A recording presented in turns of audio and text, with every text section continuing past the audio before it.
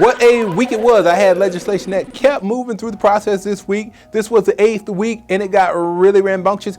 HB1 was also a topic of discussion, which was the social media bill. Here it goes again this week on the Powell Press.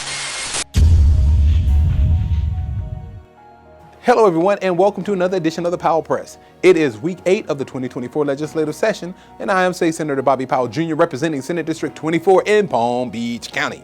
Now on Monday, the Senate Ethics and Elections Committee met to consider numerous appointments to various boards and commissions subject to Senate confirmation.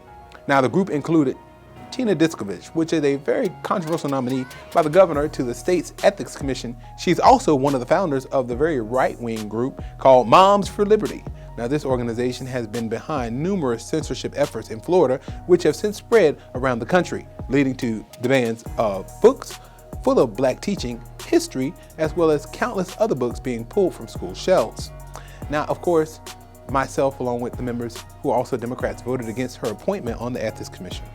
Senate Bill 732, which is legislation that I've sponsored, beefing up penalties against people who steal from charities, passed its final committee stop and is now on to the Senate floor for next Tuesday. It will be headed for a full Senate vote. In addition to increased penalties, this bill also requires in certain cases that restitution be made to the victims. Now, when people violate these areas of trust, I believe that they should be prosecuted. Tuesday was also an opportunity to meet with two groups, Team Enough and Pathways to Prosperity with Ms. Kim Bush and Pastor Dames. On that Tuesday evening, I had an opportunity to take on a dollars and cents budget issue as we went directly into conference between the House and the Senate. And that got underway for us to hammer out differences in our spending and proposed spending plans. Remember, a balanced budget is the one constitutional requirement which must be completed before the end of the annual 60-day legislative session. Wednesday and Thursday were marked by marathon floor sessions. One of the more questionable bills which came before us on Thursday involved fake meat and electric charging stations. This was an agricultural bill that would ban the former and crack down on local governments' abilities to regulate the latter, which would be electric vehicles. To me, SB 1084, which was the bill, was packed with too many issues and too few answers, and I just couldn't support this legislation and voted no, but it did pass the full Senate. The second half of the week was also filled with the budget conference talks in the committees, and we continued late into the night. Some of my key priorities for the budget include water projects here in Palm Beach County, as well as funding for other critically needed local infrastructure projects. The budget negotiations are now in the final stage, and I expect that this will be ready for us as lawmakers to review by the beginning of next week. On Friday, I had the opportunity to present my bill, Senate Bill 1064, which deals with wills, estates, and property rights. The bill passed the Senate unanimously, and identical legislation also passed in the House. So now the bill has come before both chambers and heads to the governor for his signature. Friday also saw legislation on the Senate floor, Senate Bill 1264, which was the history of communism. Now this bill was up for a final vote. On its face, the bill appears to be a well-intended bill. Even though we already teach about communism in our schools, it becomes problematic for me when we talk about the way that communism has been used as a divisive label in our nation's history, especially with respect to the civil rights movement. Even today, our governor is running around the country equating wokeism, a term that he typically uses to throw at African Americans and Democrats, with cultural Marxism.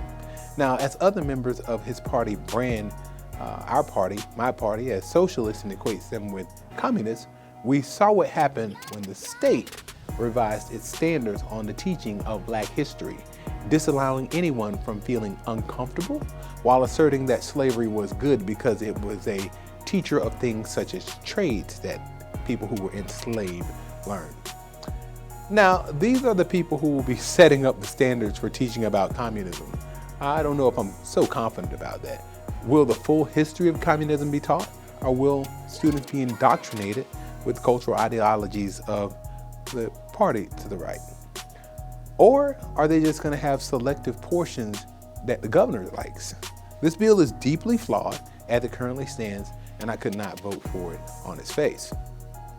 Also on Friday, I was proud to officially recognize from the Senate floor my hardworking interns for this session, Sabrina Vidijek and Balin Worthen. Sabrina is a third-year student at FSU studying political science and communications, while Balin is a senior attending Florida A&M University, majoring in criminal justice and minoring in pre-law.